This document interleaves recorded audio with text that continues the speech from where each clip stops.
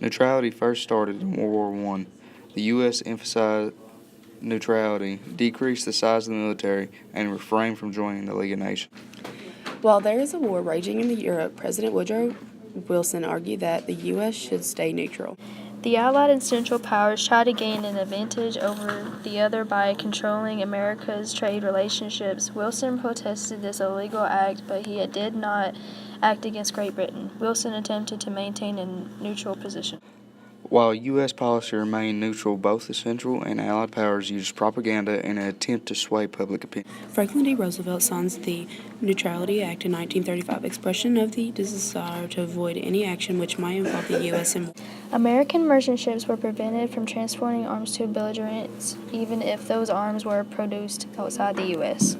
The rising tide of fascism in Europe increased support for extending and expanding the Neutrality Act of 1937. Belligerent nations were allowed at the discretion of the president to acquire any items except arms from the United States, so as long as they immediately paid for such items and carried them on American. Following a census of deadly U-boat attacks against U.S. Navy and merchant ships, the Senate passed another bill in November that also replayed legislation banning American ships from entering belligerent ports for a combat zone. The U.S. remained neutral during the first 2 years of World War II until Japan attacked Pearl Harbor.